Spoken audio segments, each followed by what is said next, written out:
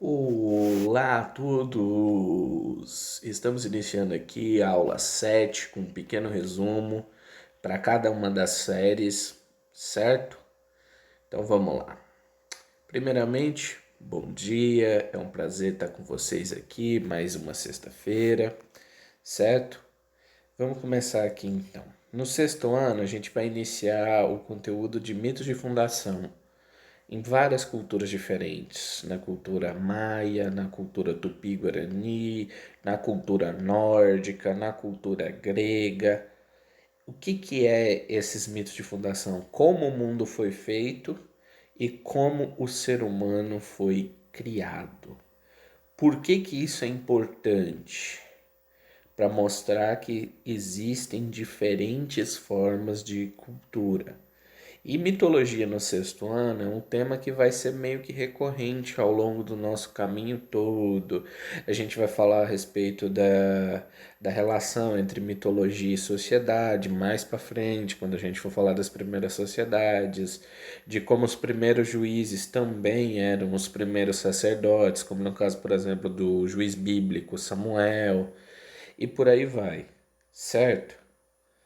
E assim, essa primeira parte de uma série de conteúdos que mais para frente vão chegar até as primeiras sociedades, até Egito e por aí vai. Ainda é um conteúdo que está só iniciando, ele é um resumo, então assim, leia com cuidado que é bem tranquilo, não tem nada de muito complicado, é um texto que ele é muito simples, beleza? Agora vamos pro sétimo ano. Sétimo ano, a gente estava falando até agora só de Europa. Europa, grandes navegações, europeu, europeu, europeu, europeu, europeu, europeu, europeu. Mas não existe só europeu ao longo da história. Existiram povos na Ásia, existiram povos na América, existiram povos na África, antes dos europeus lá chegarem. Ou seja, essas culturas dessas localidades, elas são ricas, elas têm sua história, elas têm sua memória, elas estão ligadas à oralidade, elas estão ligadas à cultura tribal, elas são ligadas a vários monumentos que hoje, por exemplo, são patrimônio histórico da humanidade, certo? E assim, esse aqui também é um conteúdo que está iniciando, beleza?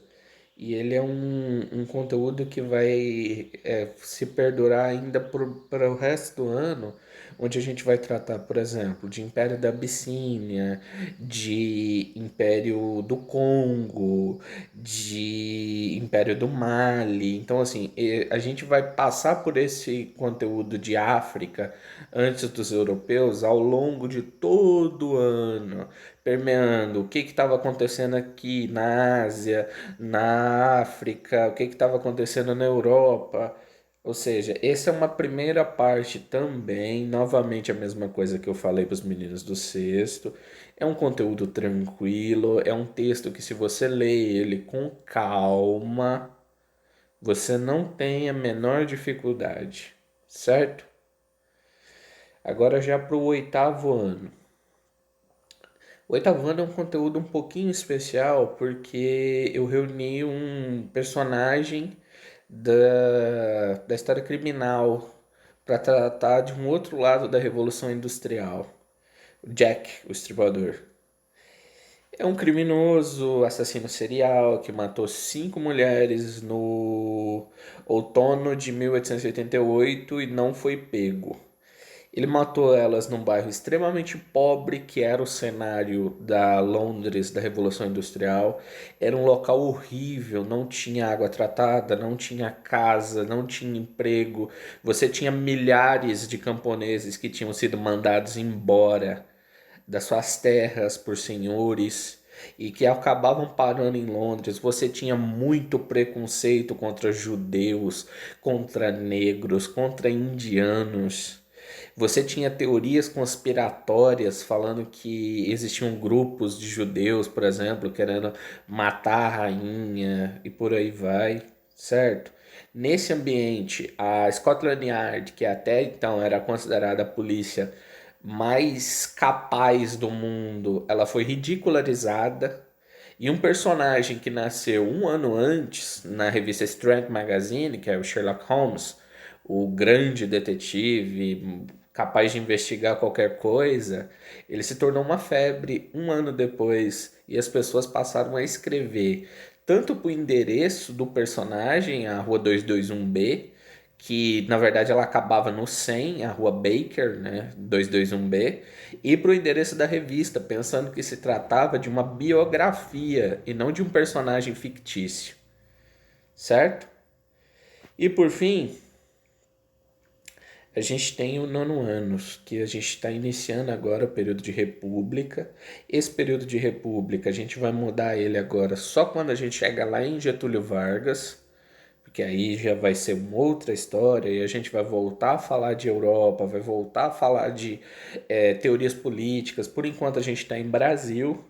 A gente já tratou da criação da República, a gente já tratou do fim da escravidão, a gente vai tratar nas próximas aulas da Guerra do Paraguai. E nessa aula a gente tem que tratar de um evento que é muito importante, que é a contrarreação à abolição. Quase que ao mesmo tempo que você proíbe o tráfico negreiro no Brasil, você cria a lei de terras. O que era a lei de terras? A lei de terras é uma lei que proíbe que as pessoas legalizem a posse da terra por meio do trabalho. Vale lembrar que o Brasil naquela época era o litoral, certo? Você não tinha muita coisa adentrando pro interior. Goiás era uma província praticamente vazia, por exemplo, certo? E com essa lei de terras, mesmo aquela pessoa que está numa terra longe